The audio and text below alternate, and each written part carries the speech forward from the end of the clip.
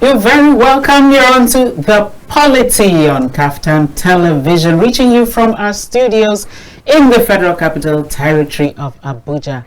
I'm Mikki, Attah, and it's my pleasure to say Happy New Year. This is the first time seeing you. You're seeing me this year. And I hope 2025 brings all that it promises to us this year. All right, we're going to bring you an abridged version of the Polity today.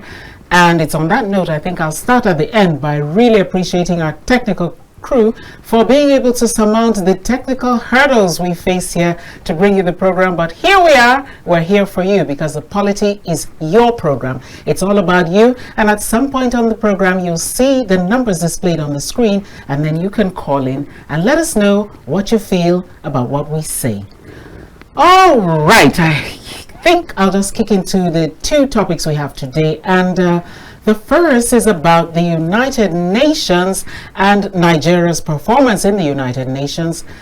And we're also going to delve into talking about local government autonomy, because this January we were promised that as from January 2025, all funds for the local governments will be released directly to the local government from the federating account.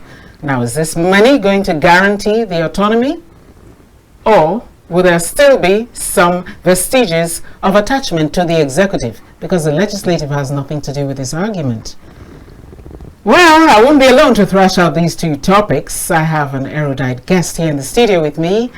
I would just ask you, sir, to please introduce yourself. You are very welcome. Thank you for having me, and Happy New Year to our viewers and Kakaki TV. My name is Comrade, KAFTAN TV. My name is Comrade waemate, and a chieftain of the PDP, and also a policy and politics analyst. Right. Thank you very much for joining us today. He actually is a big player at the national level as well as at the state level, so he will be in pole position to tackle some of today's topics. Now, let me just quickly run through that of the United Nations, because I want us to dwell extensively on the issue of local government autonomy. Now, as we all know, Nigeria won her independence on the 1st of October 1960. And 6 days later, specifically on the 7th of October 1960, Nigeria was admitted as a bona fide member of the United Nations. Now, why am I talking about all this today? Because today, the 10th of January, happens to be the day in 1946 when the United Nations convened its first General Assembly in the world, and that was at the Westminster Abbey Hall in London, in England, in 1946. So that's 78 years ago. Okay, since Nigeria joined in 1960 up till now, we've been signatories to all documentation and all the goals, SDGs, MDGs. But on ground, we are here in Nigeria. How has Nigeria actually fared? So let me tickle your brain on what you feel. How do you feel Nigeria has fared so far in being a member of the United Nations? Well, let me say that Nigeria has fared in the UN fairly, to some extent. Yes, fairly. I will not give them a very good pass mark because, well, Nigeria has performed contributing human resources in terms of peacekeeping in the UN, but come bringing it back home here in Nigeria, we've not felt much of the impact of being a member of the United Nations since we joined the UN in 1960, October 7, just like you said. So we've not seen the impact. All we see is policies, and those policies, there is issue with those policies with the UN or the Bretton Woods institution is because the policy, I don't think they look at what the developing countries are experiencing. They don't demonstrate the policies gotten from the United Nations, because United Nations just dish policies out to member nations, and what are the peculiarities of these nations? You first of all need to do your research, your findings, before coming up with policies that will better those nations, because we don't see the benefit of we being part of the United Nations. Today as we speak, Nigeria though is struggling and lobbying to be a member of the Security Council, which is the major decision-making body of the United Nations. And up to date, since 1960 to date, we've not achieved that. Recently, the president was appealing to China to see how Nigeria can get its vote to secure a permanency. Though we have chaired the Security Council and the UN for 2 terms, but that is not enough. Okay, well, isn't that a little bit controversial? Because if you are saying that we haven't reaped enough benefits, why would you want to then be a member of the Security Council of a body that you haven't reaped enough benefits? Because that is the decision-making arm, the major decision-making arm of the UN after the General Assembly is the Security Council. All right. And when you are in the Security Council, you are considered to be one of the big players. And in Africa, Nigeria, like Nigeria or hate it, Nigeria is a big player in Africa, is a big brother. We know South Africa is making frantic effort to be the first African country to be, because there is no African country in the Security Council. Okay. That is quite unfortunate. That is the word we use normally here. Marginalization of Africans in the United Nations. We know what led to the creation of the United Nations. The same thing. US was not feeling comfy with the League of Nations, and because US pulled out, amongst other weaknesses of institutional weaknesses of the League of Nations, led to the creation of the United Nations. And same is happening to Africans.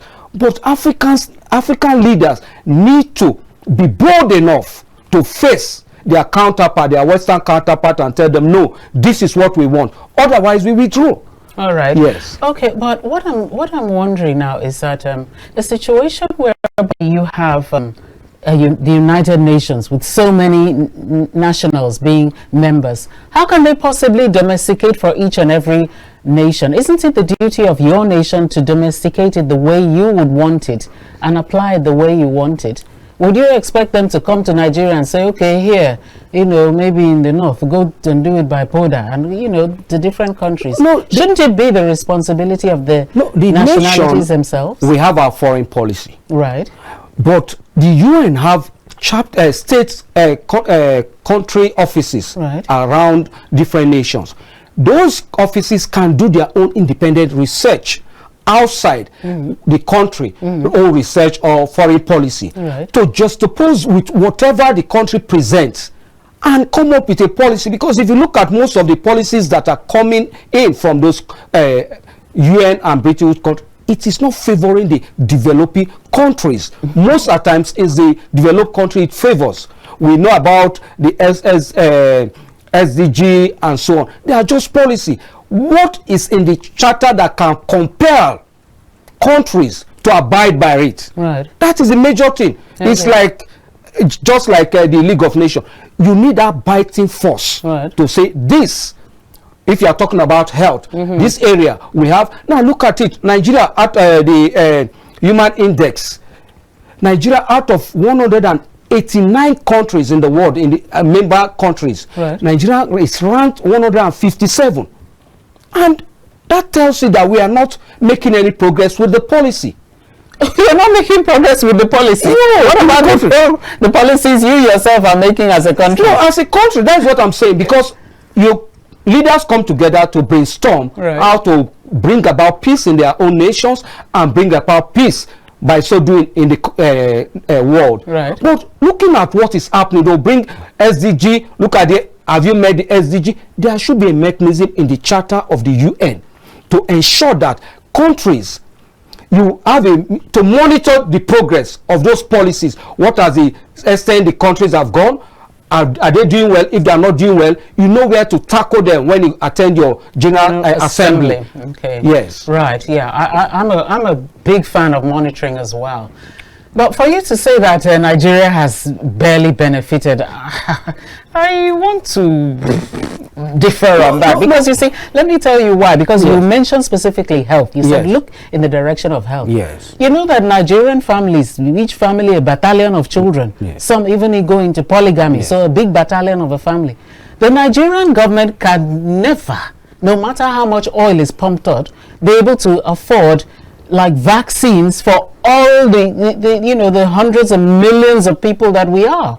So it's the United Nations, but for them, how would we have had all those free vaccines, which are shipped in, as you know, in coolers, brought to us in the little, all those come to us. Let's take an example of COVID. If not that help, would we have been able to have managed it the way we did? So in terms of benefits, we've benefited immensely from the United Nations, especially in the area of health. Let me say this. Nigeria has the capacity. Nigeria, what we lack are leaders that thinks. All right. Our leaders are not resourceful mentally. That is since they are not resourceful mentally. That's what I'm saying. Because if you look at it, what is it? And we need to understand the pharmaceutical politics. Right, I know connected to right, we agree. Right. So those things that call it vaccine, that are shipping into the country, they don't bring it for free. It appears to be free, but they don't give it to us for free. There is nothing free. And the issue, if our leaders are doing what is the needful and right, we will not have this issue, UN to come and assist us in any way. Right, I agree with you, because I've always heard this argument that how come there are all these vaccines for all the other major diseases, for all the sub-major diseases, and up till now they have not found any vaccine for malaria. Who do you think is going to look for it for you? Like you said, so these policies should come, like you said, from our leaders. There should be a research center. Malaria is endemic in sub-Saharan Africa. Malaria is endemic in Africa. Why are you waiting for one Bill Gates to keep on pumping mosquito nets to us? You should have a research center doing it for ourselves, bringing it to ourselves. I think I agree with you. That is the issue, because if we have research, but we made in the Western countries, they make use of university research centers. Right. Here we don't do that. Pump funding into it. Fund research. Right from the creation of many countries in the West. That's what they do. They do research and come up with. Here they don't do that. They prefer running abroad for medical. How many US presidents have you seen flown out of the country for medical treatment? If we want to improve our health sector, there should be a law enacted by the National Assembly. It should be a criminal offense that if you go out for medical treatment, you should, if you are a public officer, you should be impeached or removed. You know why I'm laughing? Other countries, you know why I'm laughing? Because the beneficiary of the benefit is the one going to make the law. That is the issue. The citizens are docile. So see what happened in South Korea.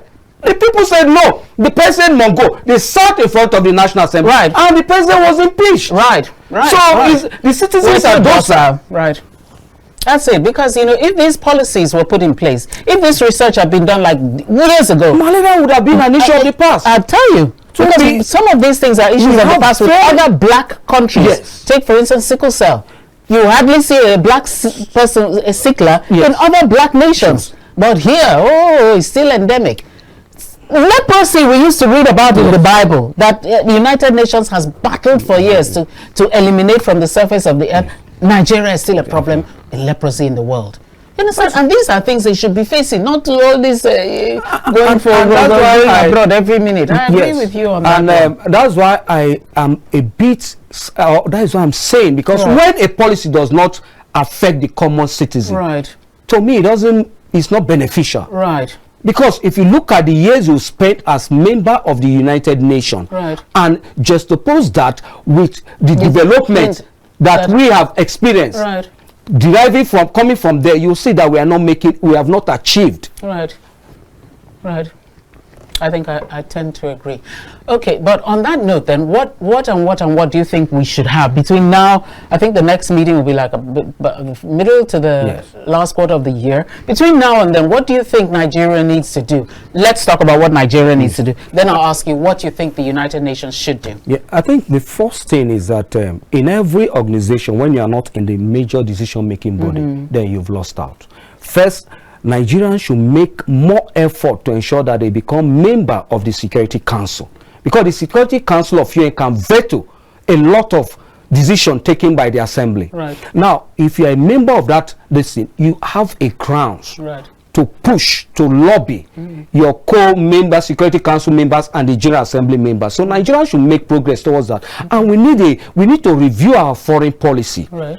Serious review of our foreign policy and come up with policies that will also benefit, in as much as we want to be the big brother. Africa is the centerpiece of our foreign policy. We should bring it down.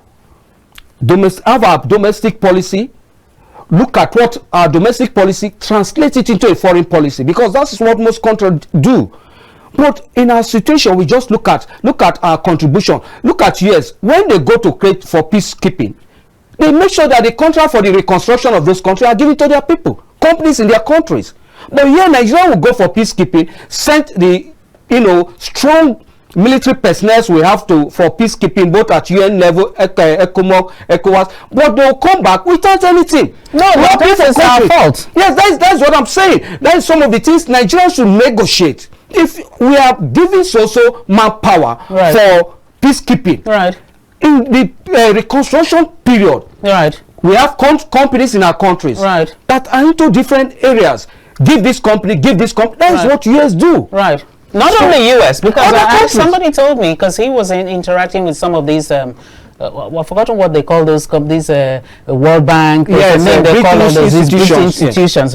He said that one of them mentioned that, every time he's going to places like Japan and all those areas, he's shivering as he's going over, because they will sit down and negotiate the last little thing. Everything. They said when they come to Nigeria, he comes here to enjoy. You sit back in the hotel, you eat, you drink, and then when you go, you bring a memorandum of understanding. They are ready with Biden. He said they are ready with Biden. Yes. We never sign. They don't negotiate anything. They don't ask for anything. Which shows the love of the people is not even there. It's not there. You went into that office for the love of self and stomach. If you had love of your people, you'd at least say, okay, now that I'm signing this thing, what exactly will you do for the Nigerians who are languishing in this and that and that and that area? They said no, they just sign with Biro, snap in the television. Memorandum sign. That is the other one sign. They don't even read the memorandum. So the man says when he comes to Nigeria, it's a time to lodge in the hotel. That is a simple truth. And that's why the funny thing, we contribute to those organizations. We contribute. We contribute financially. Contribution is never even delayed. Yes, human resources. So you negotiate. But we don't negotiate. We don't have leaders. They just, like you rightly said, they just sit down and go sign memorandum. They don't even read to peruse what is the content of that memorandum you are signing. If it is loan you are taking from any British institution, what are the conditions? Even though you are taking loan, you are paying back. So the condition should be fair to you too, being the person that is collecting. But I want to give us the money. That is it. And that is why some of us are saying no. We need to review our approach towards when we are joining, or as review our membership of some of these international organizations we belong, because we contribute financially, human resources. In that process, we lose one or two of our military personnel. How do you take care of their families? I totally see reason with that. So I mean, but what's so funny is that we're not very careful about the democratic process, because every time we want to choose leaders, the political parties like your PDP and the APC will bring two people that we're left with a choice between devil and deep blue sea. Yes, and that is, but that is the docile effect of the citizens. Because if the citizens, I'm trying to come up with a campaign that it is not for you to wait as a citizen for a party to produce the candidate. Participate in the party process to produce the candidate of your choice. That you vote in the general election. But if you leave it to the party, you will lose out, because just like you rightly said, you'll be left between the devil and the blue sea. And you just have to, and that's why some persons say, I can't vote the both persons. I'll just withdraw. And that's even the word, because that is ringing. But you need to, when you participate, that's why Kwame Nkrumah said, seek your political independence first. Seek your political consciousness. Yes. Seek political consciousness. Conscientize yourself that let me participate in the process of producing candidates of political parties. Right. The unfortunate thing is that we don't have independent candidates in our constitution. So otherwise, that would have given room for very credible people to come up, alternative to the political parties. But we don't have that in our constitution. So what is the only alternative presently is for you to participate in the political process at the party level, not just at the general election level to come out with your voters. Yes. Okay, well, we've dwelt, we wanted to touch on it, we've delved so deep into it, so I think let's just switch over right now into our main topic, which is that of independence of local government. The annoying part is that this is a third tier of government. Yes. So you would have thought they would have been standing, you know, very happily on their own, but so far not good in Nigeria. And that is why, because the federal government is aware, they are very aware. That's why they enacted and said this and this and this is what we're going to do. And as from this January, we're going to allow them to have their funds channeled to them themselves. As a matter of fact, let's have a look at this video coming up in a matter of minutes. He's going to tell us a funny way in which some governors actually arm twist local government chairmen into agreeing in quotes to, you know, see this money. Let's see what one local government chairman has to say here.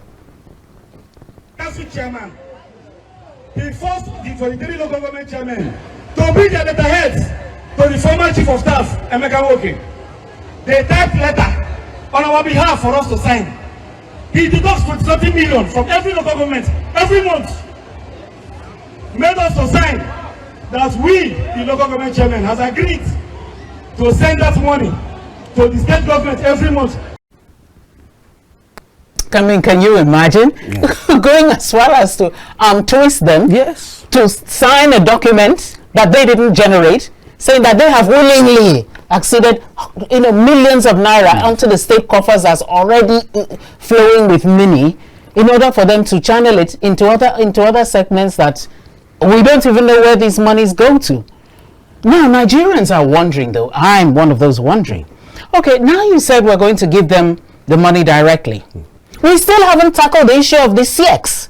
I have issues with the CX. If it's Kogi State, Kogi SIEC, KOSIEC, and all those, you understand?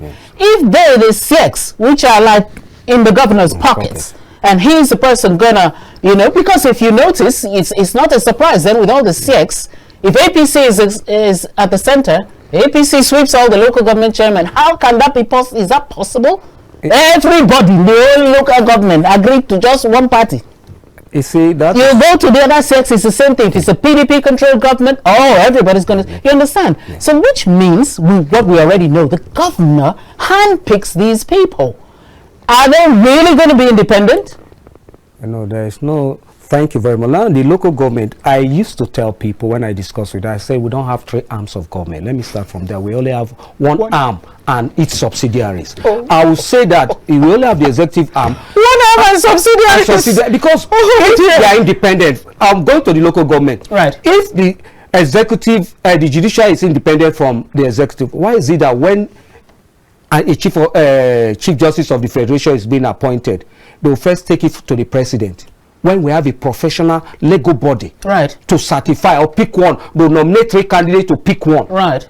And the president will swear in the person. That's all. That is independent. Now go to the judiciary, the legislature. The president will not make proclamation. They can't do it. Right. So I do tell people we don't have 3 arms of government. We have only one arm and its subsidiaries. Oh God. Now come down, the executive. Yes, and its subsidiary. Now come down to the local government. We don't have 3 arms of government. We have 2 arms of government. I mean, 3 tiers of government. We have 2 tiers of government. Right. Now, looking at the local government, do they have 2? Does this only 1.5 now? Better 1.5. Yeah, because the state house of assemblies have not shied away from being rubber stamps. Yes. Now, why I'm saying this is because I'll go back to Kwame Nkrumah. Seek political independence. We need to amend the constitution first to make sure that, as it was in 1999, that national INEC conducts local government election. That's the only time. The money that you are releasing to the local government will make meaningful development at the local government level. Because if you look at chapter 1, part 2, section 7 of the constitution, you see the composition there. Now, if you go to fourth schedule of the constitution, you will see the function of the local government there. Now, if you look at the function of the local government there, you will see that if they are allowed to function based on that section, you will see development at the grassroots level. At the grassroots level. But INEC is not conducting the election. The RISEC are in the pockets of the governors. Like what happened in my state. I said it before on air before the election. There was no local government election. There was coronation in Rivers State. Proclamation in my state. They just coronate people, pick people and coronate them as local government chairman. So how do you expect, even though the allocation is coming from the federal government, when somebody, a governor coronates a local government chairman, because it's not election, it's not even selection, it's coronation, and now you expect the man not to give him whatever he says, he will do that. So the first thing to make sure that the local government is independent is not the fund.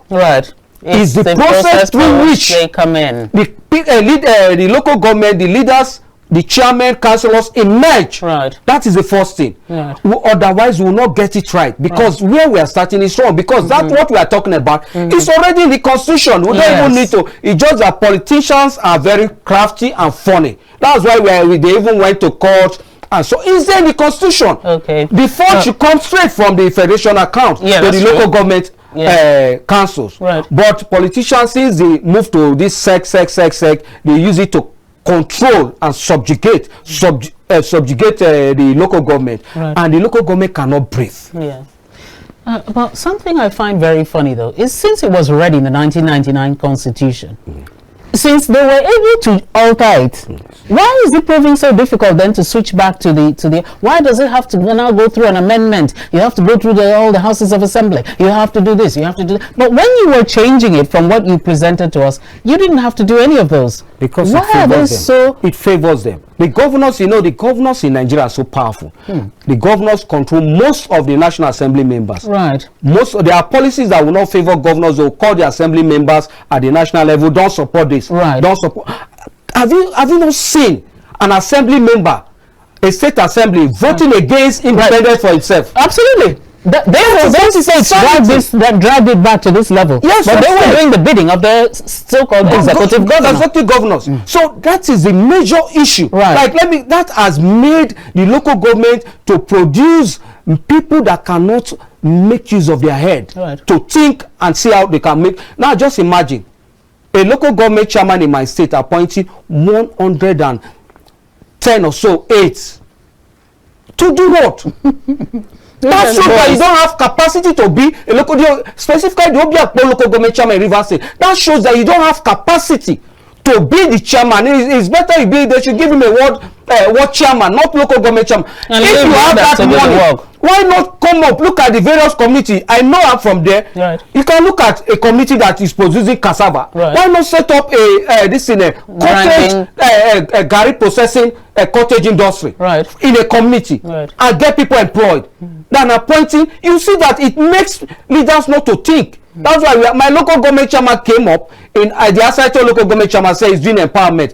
Call it using his name, his personal name for government fund. I know. Saying that, and the next thing is giving people 30,000, 10,000. Didn't he try? It's 30 to 10,000 for a local government chairman. Because you see, what is happening now is that the local government, if you look at some of them don't even read. I know. So if you look at the function of the local government, it's for economic development, bringing development to the grassroots, down to the grassroots. But you know why they're failing there? And once again, like you said, it's because of the governors, because they're really consolidating on power. Why don't you consolidate on performance? They're so obsessed with power, and that's why you notice they keep on duplicating functions. There are some states in this last outgone administration. There were some states where the governors would only pay like 7 million naira to the local government chairman. I'm not joking. You've heard about it? Okay, and then he said, this is for you to pay salaries and then leave all the other functions to me. I'm going to carry them out. Which of course they didn't carry anything like that out. And then they just swept all the rest of the money. Now, when you, for example, now suddenly come to a particular local government and make a 2.7 kilometer road, which, bypasses where their main market is. From there you become a demigod. So from there they worship the governor with all their worship. Because he has provided 2.7 kilometer road which is a function of the local government chairman. Then you now construct the next local government, the governor will go and construct a market. Yes. These are functions of local government areas. They don't read. They swallowed all their money, and then when it's getting to election time, you build all these small things which should have long ago been forgotten about, so that they face, like you said, specific areas. For instance, if there are places with gully erosion, those are the ones now you should be tackling head on. But here you are building we even have in the constitution now the federal government has resolved building toilet in the local government. It's terrible. How are we going to get out of this? That is why until we look at the independent of the local government council from the political angle, not just the financial angle. Right. INEC conducting election at the local government level. Until that is done, even with the financial independence, you will not see anything out of it. They're going to swallow that money and go and stay in the hotels in the state capital. Anything out of it. See what is happening in Edo State. See, just look at how democracy is being raped in Edo State. Just to cover the Attorney General of the Federation, kudos to him, in respect of the law, stood up to the governor and told him this thing is wrong. Right, you can't do it. Even though you are from the party I'm serving, it's wrong. And you can't do it. Right. But the governors insisted, came up with flimsy excuse that they gave 10 billion to campaign to their party men, produced the evidence. To date, Nigerians are waiting for that. No, but you know what? Just give us we have like 1 minute left. Yeah. Can you tell us how we're going to go about insisting that INEC conduct the next local government elections? What do we do? What do Nigerians do? I think Nigerians should all visit their representative of the National Assembly. They should visit them and mount that pressure on them, that this is what we want.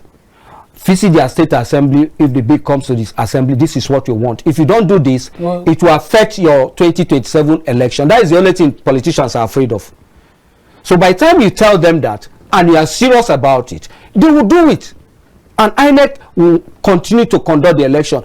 They say the worst democracy is better than the best military regime. Now, the worst conducted local government election by INEC is better than the beautifully conducted one by the CX. Because it's coronation by the state governors. It's not local government. We don't have election. Proclamation in my state. That is just you are the local government chairman. So the people, they don't even, that's why they are not concerned about the people. I have someone, if I'm able to satisfy him, I know I'm coming back. So they don't look at what will I do to impact my people and make them want to vote me. Right. Or they don't even think about legacy. That tomorrow I'll leave the office, what will people remember me for? Right. They don't. So these are the issues. And until we go back to INEC conducting local government election, we'll still wallow in this self-deceit by saying that financial autonomy is the way. No, I agree with you. Well, I really thank you for those words of advice. For me, something I picked from you is the issue of the docility of Nigerians. And I would like to ask you, Nigerian listening to this, please, let's not be too docile in 2025. Let's not wait until election time and say, oh, I'm going to punish them with my voter's card. Let's be proactive this time around. Like you said, let's not be docile at all. For instance, now, like he was saying, if nothing else, you know that a local government chairman's tenure is 3 years. How can a governor sit for 8 years and in that 8 years he never conducts local government election? And all of you are seated there in the local government? You're not bothered? Stand up and ask. It's your right. It's what you asked for. It's your right. It's not your privilege. So on that note, let's just say, let's not be docile in 2025. That's my little 2 cents. Thank you very much, Comrade, for gracing our program today. And I wish everybody listening, everybody viewing, I want to say big thank you to our production team. You did a very good job in view of all the challenges. And I say once again, I wish you the very best for 2025. That's it on the Polity today. I'm Mikki Attah saying, I'm out.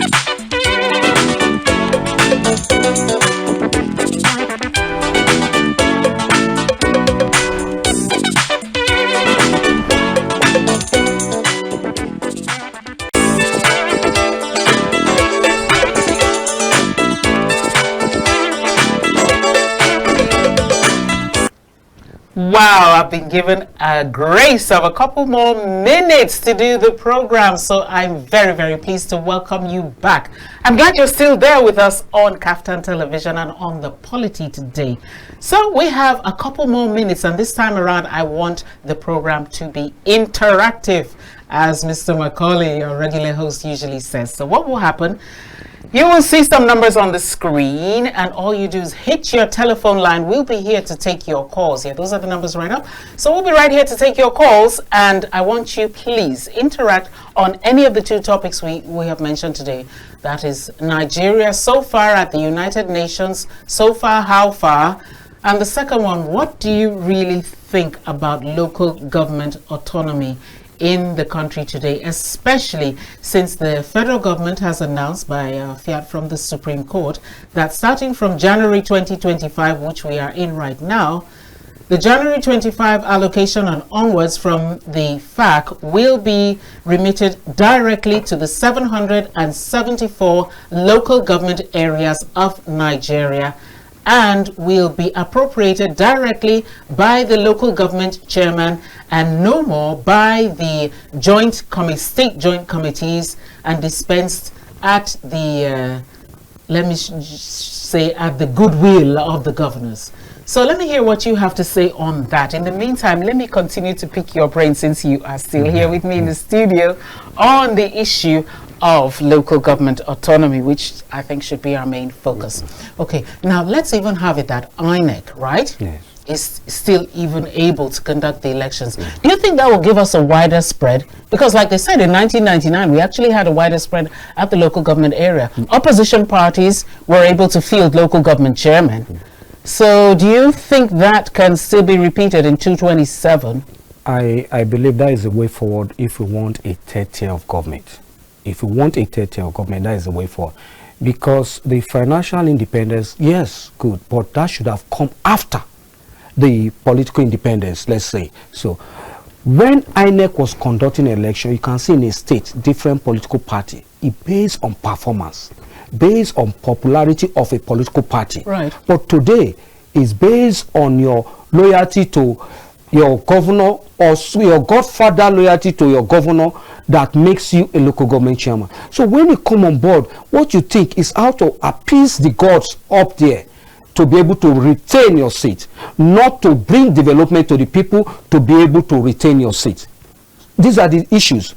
So if only the president that has shown goodwill in ensuring and enforcing, and not just goodwill, political will to ensure that there is financial independence, pushing out this joint state and local government account, if it can take it a step further by ensuring that local government elections are conducted by INEC, then at that point we can say, as it is being written in the Constitution, we have a third tier of government. But right now we don't. Right. I think, like you said, I'm a big fan of monitoring. So I think another way out would be for the presidents this time around. I would really like for President Bola Tinubu to be a little different from other presidents. When you go on state visits and state executive visits like that, don't just wait to go to the banquet hall of the government house and then go on guided tours around the state capital. Go to the most remote local government area of that state and look at how things are going on there. Because state by state, you notice that the state capitals are all glittering. Well, not all, but the local governments are in tatters. State by blessed state. Let me just take this call. Hello, good afternoon. Good afternoon. Right, you're welcome, you're live. Let's know your name and where you're calling from. Make your contribution. Thank you. My name is Bitrus. I'm calling from Adamawa State. You're welcome. Thank you. Concerning the autonomy given by the it's a welcome development, because so many presidents have tried to do that, which could not avail. But I'm going to give it a plus to Bola Tinubu, which has done a great job, because local government getting their autonomy is going to be something tangible that we are going to see government at the grassroots level. So I think what Tinubu has done is definitely commendable. Thank you. Thank you very much. Thank you. Okay, he is commending the president. Yes, as an opposition member, you don't expect me to commend the president. But even though, just like he has said, he commend the president, but the president made a blunder. Right. But let's just take one more call, though. We have another call here. Hello, Ibrahim. Good afternoon to you. Happy New Year to you, Ibrahim. Happy New Year to you. Yeah, you're welcome to the Polity. Where are you calling from? I'm calling from Gubalada. Okay, how's Gwagwalada today? Gubalada. FCT, Gubalada. Right. Okay, let's know your thoughts. We have a very fine weather today. Beautiful. Not too sunny, and not too breezy, and not too cold. Right, beautiful. Thank you very much. My regard to your guest there. Right. Now, talking about the local government autonomy and how to make it practical and achieved. Thank God the president has given the fiat, which still remains the political pronouncement. It's yet to be implemented because so far, with the signals on the ground, the governors are too powerful for the local government chairman. Now the next step, after the election being conducted by INEC, not CEC, the next thing, I think the local government should submit their budgets to the National Assembly, not to the state. They should submit their budgets. And then to avoid the docility of the people, of their people, they should rise up to ask the local government. The budget you have presented to us, we have not seen it on the ground. We want to see it. So that by so doing, they will be forced to implement the budget with the money given to them instead of them passing the money onto the governor because of the fear of the governor. But certainly, if INEC conducts the election, that will be part of breaking the domination of the governor there. So that should be the next thing. Their budget should be presented and vetted by the National Assembly. Thank you very much. Wow. The councillors. Yes. The councillors too should be held responsible. Their elections should be conducted by INEC. These are the things I think, and many other things to be done. All right. To achieve the autonomy, to break it away from just political pronouncement. Thank you. Thank you very much. Okay, what do you make of his suggestion? Well, That they should take their budgets out of the state and go up all the way to the National Assembly. Definitely, every chair of government has its legislative arm. Right. So they can't take it to the National Assembly. But what they need to do, Right. they should make it a compulsory thing. Right. Because just like CK political independence and every other thing shall be added onto it. All those things, at once the councillors are empowered and you are making it compulsory that it is the local government councillors that you present the budget to, right. And there should be a mechanism, just like we see those that have interest check and see the allocation that is given to their states and local government. There should also be a platform where people go and check that it should be composed. Local government chairmen, after presenting their budget, should tie their budget, the fund, to a project, right. And have it on a platform. So if I want to monitor a project, for example, right. You said you want to, a local government chairman say wants to make a borehole in my compound, right? And I go, I say, okay, borehole, so amount, 2021 budget. I will go, when I don't see it, I know that I can call this local government chairman, call him, drag him to the people that look at it. He said he will do this, he didn't do it. That's why you see, because this medium of monitoring is not there. You see, even at the state level, at the federal level, they keep on repeating same budget. Right, with same articles in the budget everything as well. Same article, they just change the figures. Right, hello, let's take this call. Hello, good afternoon. Like we lost him. Let's try S.O. Dudu from Cross River State. Imagine a beautiful Nigeria with KAFTAN TV. Right, S.O. Dudu, Happy New Year. Yes, Happy New Year to you, KAFTAN Queen, Mrs. Mikki, Attah. Right, and our guest here. Yes, good afternoon, especially to our guest, Ambassador. Comrade. Ambassador, Comrade. Waemate, please correct me the name. Comrade Waemate, you're very correct. You're very correct. Waemate, the PDP chieftain from Rivers State. Right. Yes, Thank we have been meeting. Happy New Year to you. That is same to And you. Happy New Year to our esteemed viewers there. Thank you. Yes, LG Autonomy debates. This is a very wonderful topic that we are using to start the year 2025. Thank you.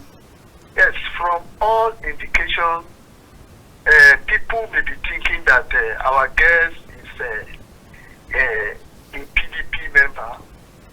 And I want to submit also that I'm speaking right now not as a party member, but I will speak as a Nigerian. I'm an APC member, a leader of an APC in my ward, not just a ward, a RAC center, a head of a RAC center in my ward here. The president has tried, but the truth is that a lot still needs to be done. And if we want to do it, the president should be bold enough. He fought for this democracy. And there are a lot of expectations from we Nigerians. We think that now he has succeeded in giving the financial autonomy to the local government. We also need, he should be bold enough to approach the National Assembly. We also need administrative autonomy. We also need political autonomy. And even legislative autonomy to the local government. Because as it stands now, if you look at the 3 tiers of government, the local government, the states, and the federal government, why do we have the local government councillors? If there is no provision in the constitution empowering the local government councillors to be making laws for the local government, it is high time that the National Assembly should be bold enough to tinker with the constitution, so that they should be saddled with this responsibility of making laws for the local government for sustainable development. Look at the State House of Assembly making laws for the local government. It is not right, because as it stands now, local government, the state assemblies in Nigeria, if you look at it, they are more or less, should I say, handbags of governors, various governors. They are not doing anything, to be very sincere. They may be trying, but when it comes to legislative discharge of responsibilities, in terms of oversight functions and some other things, they are not doing the right thing. So, the National Assembly should be bold enough. They should be very bold enough at this point in time to ensure that most of this gray area, as it relates to the functionality, effective functionalities of local government administration in Nigeria, should be put in place, so that if at all, when we will go to, if we return back to an era where the conduct of elections will be transferred to the INEC, we should be expecting much from the local government, not just the way it is now. As it stands now, look at what happened. Was it 3 days today? Yes, 3 days today. News were actually flying around. I will use my local. Let me be sincere. My local government here in Cross River. News were flying around, and people actually took the local government chairman up. They said that the children bought a gift of a car that was SUV car that worth about 100 million to him. And the questions was that, why at this point in time, what are the children doing that they bought this amount of cars? This car worth this amount of millions to this local government chairman? And that is the question that is still begging. And I want to actually ask most of these local government chairmen that they should be very careful. Are you there? Yeah. Yes, they should be very careful, because currently in Nigeria now, the local government chairmen do not enjoy not anything like immunity. If you actually go contrary to the law, EFCC will take you, and you go in alone. You are state governor, we will not go in with you, but rather you go in alone and alone. S. Odudu calling from Customer State. Thank you, S. Odudu, for your contribution. Okay, S. Odudu is saying that, like we were even saying here, that we've tried the CX for so long and we've had devastating outcomes, not only in terms of results, which are now very predictable, but also in terms of actual outcome of development, which is practically non-existent at the rural levels, because, as like you said, that tier of government is practically non-existent, turning into 1.5. So we tend to agree with you. Let's hear again from Ibrahim. Ibrahim, you're calling back, are you? Okay, Ibrahim is calling back. Okay, let's have your new take very quickly. Analysis of the last commentation. Right. But the fact remains that, the local government is the true home of every citizen. As every state is divided into local government. And that state or country is just geographical delineation to it. But the real home of every citizen is the local government. And I believe the intent of our forefathers in creating that local government and giving it or wanting it to be autonomous is that the seat of development should be the local government. That is the true home of everybody when she will see all the development we are talking about. Because by the time every local government is developed, you find out that the whole country is well developed. Right. That's all the grand area. So I think it's a constitutional issue. If the National Assembly members can understand our pain now, that the local governments are being abandoned, despite the autonomy given them, they will move motions that this autonomy should be made as instead of the facility that being given now, our political pronouncement. Right. They move motions that this local government should have this power to administer themselves. These are the councillors. Not the councillors making laws, the councillors conducting oversight functions of the chairman to ensure that the duties they are being given or the budget they are presented are being implemented. Thank you very much. Thank you very much for that. Okay, so we kind of seem to see a common thread. Why is the government not listening? Everybody wants the CX out and INEC conducting the elections, just like you posited at the beginning of your conversation. You see, I totally agree with the aspect that the councillors need to also be independent, because there are some aspects that they are not independent. When they remove a local government chairman, the state assembly has to confirm it. Those legislative powers that are given to the state assembly that ought to be for the state, for the local councils, should come back to the councillors and remain with them. Like if you remove it, the council impeach a local government chairman, the state assembly must ratify that before it's removed. True. So those aspects can be looked at. Now there's something you talked about, the president visiting a state and should just move out of the official guide movement, visit one or two local government.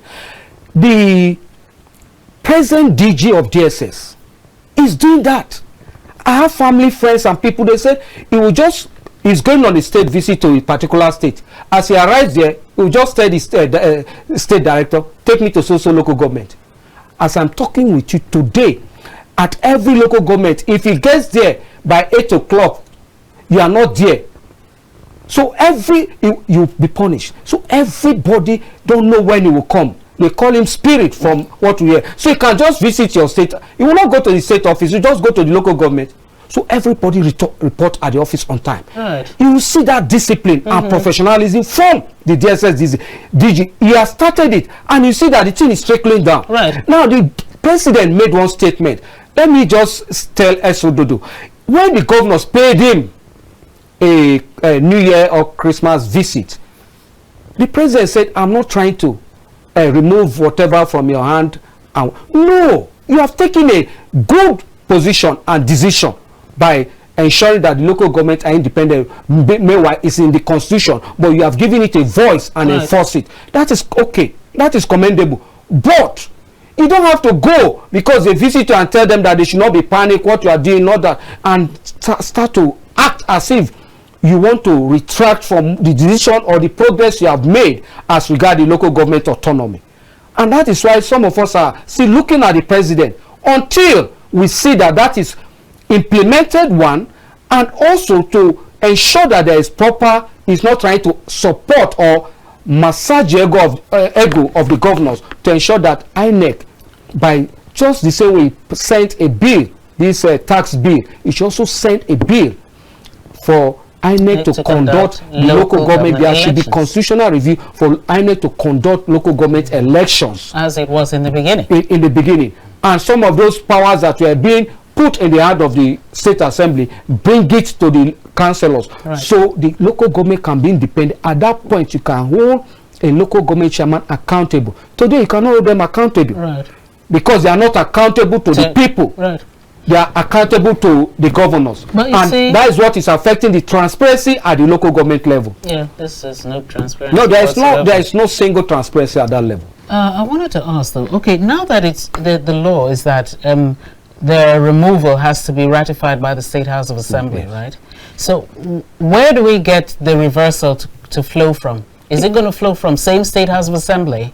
No, from the Nigerian Constitution? The Nigerian Constitution, because the councillors, let me correct OS Odudo, so the councillors, they do what they call bylaws. Right. Looking at the peculiarities of their local government, right, and enact bylaws. Right. Now, the local government is the responsibility of the State Assembly to enact law as it affects the local government in some level extent. So if those responsibility, because if it is not removed, the governors can use the assemblies to deal with the local government, even though the INEC is conducting the elections. Removal, because the assembly can suspend the local government chairman. Right. That is what the Edo State governor is doing, using the assembly to claim that they have suspended unjustly, for no just cause, suspended local government chairman and try to intimidate them out of office because they are not from his party. So that is a major issue. It needs, on the whole, it needs a constitutional review, right, to focus just on local government. Review. Constitutional review. This need for the constitutional review had been there from the get-go. As soon as things started playing out that way, and I mean the PDP was in government for 16 years. Why wouldn't the PDP have taken this stand that time, so that by now we would have even started getting out of some of the trauma that we're in? No, you see, the PDP did it best. The PDP did it best? Yes, it did it best during its 16 years in power. Nigerians can see it today. They say until you marry 2 wives, that is when you know which is better. So Nigerians are married to 2 wives. Now they know which is better.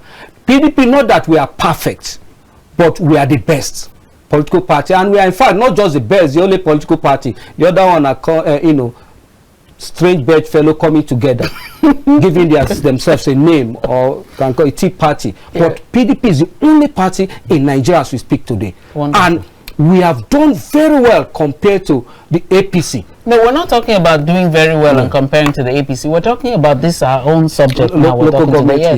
Yeah, that's what I'm saying, because local government autonomy has been a clarion cry for Nigerians from the get-go. Yes. So I'm saying, why in 16 years wouldn't you have enacted that in such a way that by now, we'd be up and running? Some of the local government chairmen would have started putting in some effort in development. That issue, PDP was looking at it. Maybe PDP was looking at it at the holistic level, constitutional review level, not just giving autonomy to the local government chairman, financial autonomy. Because even if you give them financial autonomy, they will not see anything. The only thing is just changing the name, because the money will come, instead of it coming this way, you are changing the triangle. Instead of coming this way, it's going this way, coming from the federal to the local government and to the state. Instead of from the federal to the state to the local government. That is just all it is. So PDP is not looking at that. PDP is looking at the entire, because once you get that political aspect correct, the financial aspect could not be correct, because the governors will still all subjugate them. Right. But there was a discussion at the National Assembly. This was buzzing the whole of last year. How there's going to be an independent body, not INEC, not the CX, some other independent body was going to be arranged by the National Assembly to conduct these local government elections. And so Nigerians were like, okay, let's see, is that really constitutional, one? And two, when are they going to make the bodies? Because as it is, almost all the states were due for elections, which they've all conducted anyway by the CX anyway. So nothing came out of that. It was all just a hot talk. Well, you heard that one? Yes, right. I did. But for now, I think it doesn't make sense. We don't need to stress our pause. Right. Because already INEC is there. Duplication. INEC is there. So let us do with INEC. Right. Look for a way to improve on transparency, like this electronic transmission of results. Right. We should put it in the Electoral Act as amended 2022. Isn't it there?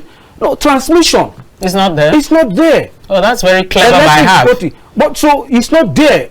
So if it's compulsory that result will be transmitted electronically, right, and the what is it called, the portal can be viewed by everyone, right, before the announcement of result, you will know who is winning. But yes, you see, we already know who's winning before the announcement. Before the announcement, but you see that because they allow the manual, you see mutilation of result sheet and everything, and they'll say no, due to glitch, due to this, we cannot use that. We are using the judges now see it when they brought it as evidence. No, you see, and that's why we really need amendment of our constitution. 3-member panel cannot sit and appoint a governor in the name of judges. I know. When you have 1 million citizens vote for a person, and 3 persons will just decide their fate. That aspect, yes, they should go for rerun. That I said, not to pronounce and declare someone a candidate. That aspect should also be looked at by the National Assembly. That no judge, no panel can do that. But I mean, the National Assembly has composed now, they've almost put it in quotes as a place for retirement for the governors. So we have, once you finish your 2 terms or a term, you contest for the Senate and go on, go on retirement in Senate. So how can I, a governor, now turn around and say, oh, let's remove that from the Constitution? No, you understand? What I'm trying to say, you're now making me the judge of my own case. Please. Of course, I'm going to tell you I'm very, very good. You understand? You could turn around and ask them, what's this Mikki like? Oh, they're going to tell you, oh, Mikki's horrible, she's a devil. You ask me, I'm going to tell you I'm the most hardworking up and do. You understand? So at any point in time, how can you tell the beneficiary of what is, the outcomes to say, look, this is not good for the greater good? He won't care. He's about himself. No, and that is why. So is there any way out for us to get out of this? The way out is that the political parties, the civil societies, should now embark on a rigorous enlightenment of citizens. Political consciousness. Let me not just use political consciousness. Instill it in them through enlightenment. That look at your rights. Look at what you should demand. If you look at states, I was in River State when they brought federal mines. We said no. That Wike must remain. That is the person who will vote. And despite the military might, you will see women came out and said, no, we will stand and vote. You cannot intimidate us out of our polling unit. And some of them excuse themselves. Some of them want to impress their principal. They were brutal about it. But because there was a serious political consciousness at that time. Same thing in Kano State. The federal government could not do anything at that time. So that is the thing. If the people are conscious, they will make sure that what the governors are doing, they can demand, look at it, this is what we want. And they will not have any option. If as a governor you did not perform, they'll say you not go to the Senate. I will not go. Because look at it, he did not perform as governor. Why should we take him here? But today, because of a weak system, a compromised system, governors, just like you rightly said, as the Senate has become their retirement home, they'll go sit down and be sleeping in the chambers. We see them on television. Yes, they'll just go and sleep. You will not see meaningful contribution. The other day I was looking at, for a first quarter of the year, the contribution of Senate, I was just looking at the governors. Most of them, no bill, nothing. They don't support the bill. They don't support bill. They don't present a bill. Nothing. They don't present a bill. And you have issues. The only thing they do is to every duplicate. State has issues. Yes, they duplicate. Want to establish this agency. Place band on it. Look at issues that affect the ordinary Nigeria. I want a president, and that is what I will advocate for my party. Come 2027, a president, I will say, I will give you one thing: light. If you have 24 hours power, Nigeria will skyrocket. Japan Look at other countries. I know. Look at Singapore. I know. Today, it's just the right leader. I know. The right leader. At once you have. Today, I was looking at what NTN spent a month almost 20 billion. I believe your station too for diesel to empower their facilities. Yeah. So if there is light and you don't spend that much, a lot of things will come down. Yeah. So we just need a president that will give us one thing, light. Then maybe the next one come, health sector. Nobody travels abroad for medical checkup. They did it in Japan. There was a time because Japan don't have any natural resources and they needed development badly. Right. And they declare, which they call in the history of Japanese history, they call it the Tokugawa period. Nobody travels outside Japan. Nobody travel in, in. So if we don't see what same thing in China. You understand? And today look at where they are. We need something like that. If you are sick, we cannot treat you here. Let us live here. If we cannot treat ourselves, let's die here. Or we live here. At that point, you see, and the good thing about Nigeria is that we have some doctors. It's equipment and incentive from the government to ensure that we have a good. They don't need to fly abroad for medical checkup and treatment. Right. It's not like an ego thing. I went abroad for checkup. But if you go to the West, it's not like that. Thank you very, very, very, very much. Well, the extra time added on to us, we have run out of. We've exhausted it, and I think that's just the very much we can take on the polity this wonderful day in January 2025. I have to really twist my tongue because every time I want to go 2024 is at the back of 25. So that's as much as we have for you today. It's been a pleasure, and I really, really want to thank those of you who stayed on, even especially in the extra time. Those of you who called, we really appreciate it. The technical crew behind us, Mr. Bright and the rest, thank you very, very, very much. Mr. Ruben, thank you very, very much. And it's me, Mikki, once again saying a final bye-bye, and I wish you a beautiful 20.